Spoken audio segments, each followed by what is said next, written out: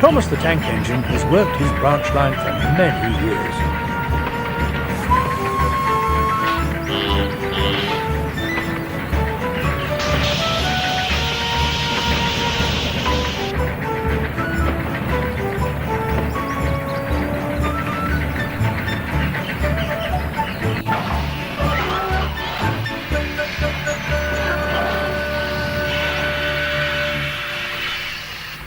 You know just where to stop, Thomas laughed his driver. You could almost manage without me. Thomas had become conceited. He didn't realize his driver was joking.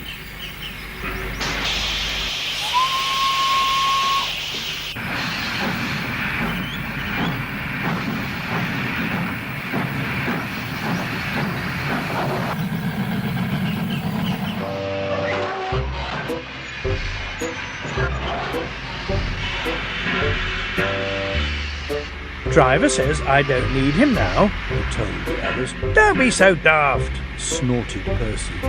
I'd never go without my driver, said Toby earnestly. I'd be frightened. Ho, boasted Thomas, I'm not scared. You'd never dare. I would then, you'll see.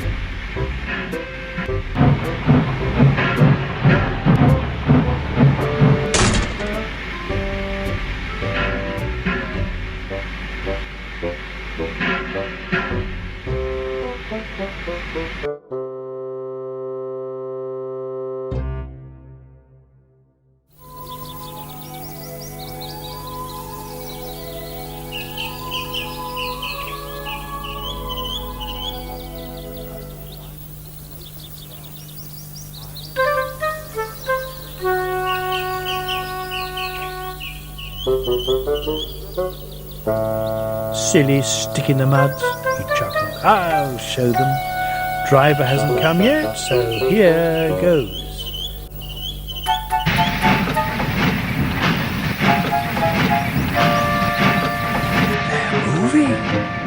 They're moving, he whispered. I'll just go out, then I'll stop and wheeshed. That'll make them jump. Very, very quietly, he headed for the door. Thomas thought he was being clever, but really he was only moving because a careless cleaner had meddled with his controls. He soon found his mistake. He tried to whoosh, but he couldn't. He tried to stop, but he couldn't. He just kept rolling along. The buffers will stop me, he thought hopefully, but that siding had no buffers. It just ended at the road. Thomas's wheels left the rails and crunched the tarmac. Horrors! He exclaimed and shut his eyes. He didn't dare look at what was coming next. The station master's family were having breakfast. They were eating ham and eggs.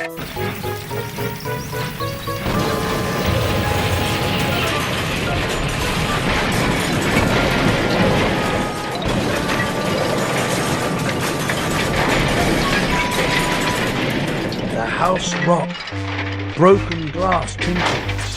Plaster peppered their plates. Thomas had collected a bush on his travels. He peered anxiously into the room through its leaves. He couldn't speak. The station master grimly strode out and shut off steam. His wife picked up her plate. "You miserable engine!" she scolded. "Just look what you've done to our breakfast. Now I shall have to cook some more." She banged the door. More plaster fell. This time it fell on Thomas. Thomas felt depressed. The plaster was tickly. He wanted to sneeze, but he didn't dare in case the house fell on him. Nobody came for a long time.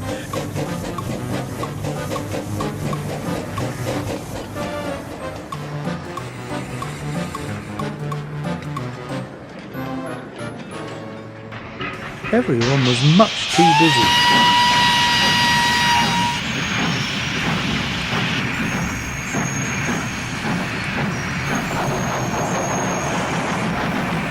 At last, workmen propped up the house with strong poles. They laid rails through the garden.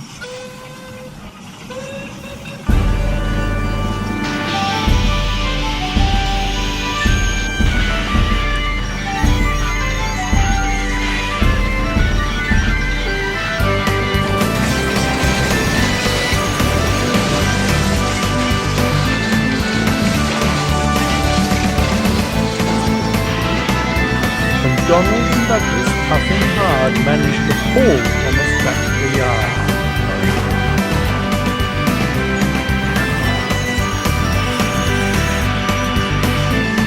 His funnels bent, bits of fencing, a bush, and a broken window frame festooned his front, which was badly twisted. He looked calm. The twins laughed and left.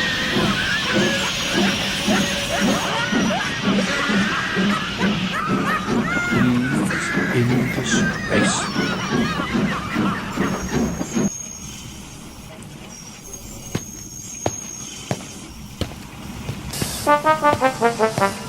You are a very naughty engine. I know, sir. I'm sorry, sir. Thomas's voice was muffled behind his bush. You must go to the works and have your front end mended. It'll be a long job. Yes, sir. Faltered Thomas. Meanwhile, said the Fat Controller, a diesel rail car will do your work. Diesel, sir? Thomas spluttered. Yes, Thomas, diesels always stay in their sheds till they are wanted. Diesels never gallivant off to breakfast in station masters' houses. The Fat Controller turned on his heel and sternly walked away.